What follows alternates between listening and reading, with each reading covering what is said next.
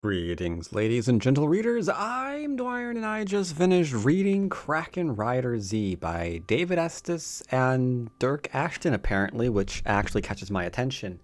Because I thought it was just David Estes, and I don't know who Dirk Ashton actually is. Who are you, and what have you written? Let's see. Unbound, Paternus, Rise of the Gods. I don't think I've read anything about this guy. Yeah, a quick little look-see over. I don't recognize any of these particular books, so I'll have to give him a greater examination there. Either way, as you might have guessed from what I just said, I really enjoyed this particular novel, and it wasn't a lit RPG. Which, I've been on a lit RPG kick if you've been paying attention to the channel. So, interesting back to back. Question is, why did I enjoy Kraken Rider Z? Why do I think this is now up there with one of my favorites from the year? Why am I recommending this immediately to, everyone who likes fantasy? Well, there's a few reasons. Right off the bat, it's a decent length. We scroll down here somewhere. Yeah, 682 pages. Pretty great, pretty great. And it's got some humor, believe it or not. Now, when I say humor, I don't mean, silly, over-the-top, stupid thing where... And I hate it when, let's just say, not as good authors tend to make this mistake in their novels. You have a character telling a ham-fisted joke, and then there's over-the-top reactions of people slapping their thigh. That's one that is no one should be typing. Or literally falling on the ground laughing, which nobody ever actually does unless, I don't know, they're 6. So none of that stuff. The situations that the characters get in sometimes call for a little lighthearted banter, and that is amusing. The author doesn't try to, put in your face ha, this was, look over here, that was really funny. You should be laughing. None of that. None of those stupid mistakes that, I guess, newer or less experienced or just the authors in general who aren't up to par, they constantly make that mistake. Not found in Kraken Rider Z.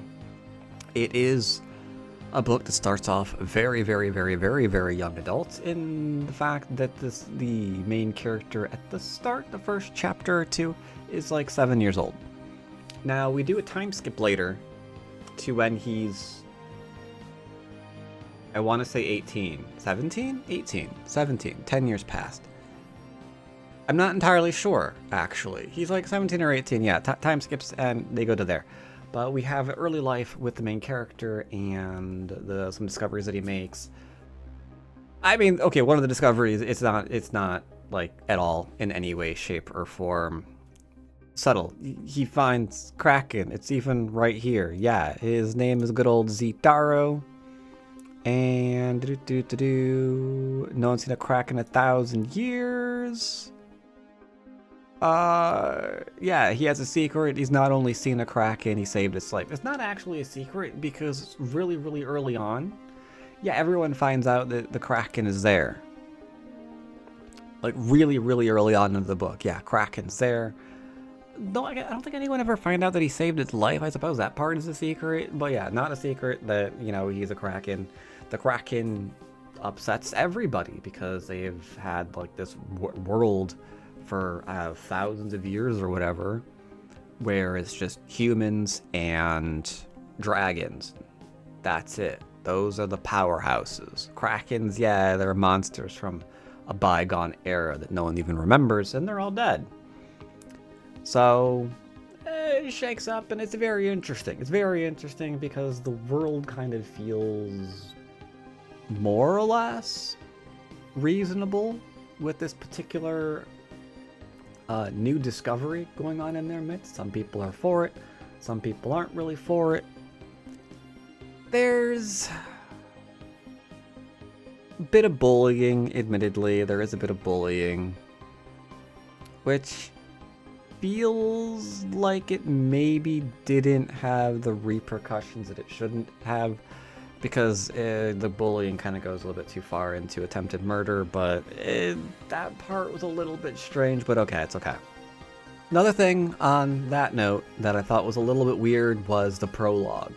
The prologue almost zapped me out of the book. I'm not even gonna lie. There's a little bit of a prologue. It's really, really, really short. It tries to have like this something. It tries to have this something at the start of the book. Big battle, things happen, and I guess the series wants to continue the climax of that battle, sort of, kind of thing going on. That's why it's there. But it's so fast, and if the author wanted me to feel anything about anything that happened in that particular prologue, it didn't work. And I actively didn't like it. I felt like it made some mistakes. It had like the characters in the prologue, for example, getting backed into a corner, but it's okay. They've got a secret weapon and there's gonna be self-sacrifice. But it's over in like a page. So it's like, oh no, things are here, but don't worry, we've got this. Oh, I'm gonna miss you. Boop, we're done. And it's just like, it tried to do too much in too short a time. And I thought, oh god, if this is the stage that this book is going to be playing on, where this is like the setup we're going to be seeing over and over again, then it's just going to be like, oh man, this is going to be a bad book. Yeah, this is going to be a bad book. But I stuck it out, got to the prologue, gave the first 2 chapters a chance, and the first 2 chapters feel like they were supposed to be the hook, which makes me wonder, maybe the prologue was written after the novel was completed, and maybe the author felt, I think we probably need a little bit of context for something, maybe, or we need to like set a scale or something. Either way, there's something about the prologue that just felt completely off to me. So if you pick this book up and you feel the same, just be like, okay, that was something, don't worry about it, it's gonna get better. Now, there is a fairly large spoiler that I won't go into because I double-checked the I double-checked the description here. I'm not seeing it. Yeah, he doesn't seem to have revealed it. Yeah, he doesn't seem to have revealed it. I imagine the reviews will probably reveal it pretty quickly, so I won't go into that. So I was to say there's a little bit of a hidden thing with the main character that you quickly realize, and I thought that was pretty interesting. The whole team aspect of what they're going with in this book is pretty cool. The dragons and their dragon riders feel pretty fleshed out, and that seems to make sense. Though the strength between the different pairings feels a little bit strange with what happened. I do think maybe the strength of the main character was rushed a little bit. I'm not really sure. It's hard to say depending on whether or not these strengths are the final strengths of the entire world, or if there's more going on and these other dragons have just been limited in some way. It's hard to say. I can see it going back and forth. I don't really know which one the author's going to go with, suffice it to say. There is quick leveling up. Again, not a lit RPG, but there is quick leveling up. It's more of a cultivation novel, really, than a lit RPG in that regard, so don't expect, like, stat screens. Though I guess there's technically 1 or 2. And it's more of like taking something and, cycling and refining it and making yourself stronger than just like leveling and getting XP and what have you. That aside, characters, I like the characters. Main character was cool. Kraken was pretty cool. The characters they interact with, even when they don't like him, are pretty cool. Just take note, the ending is going to dial it up to like 11. Like, we get through the book, we're going through the book, we're in the main part of the book, great. Reach about the midway point, fantastic. And then about 60%-ish, according to my Kindle, we take like a sharp turn and just go boom. going and advancing plot lines and whatnot at a rapid pace. And I thought that was gonna be a little bit weird. It's like, why is this happening? But overall, I enjoyed it. I don't want to give spoilers because I think you should enjoy the book and not know everything that's going on. Long story short, it's a boy and his Kraken in a world full of dragons. That was a cool idea. I liked it a lot, and I think you will too.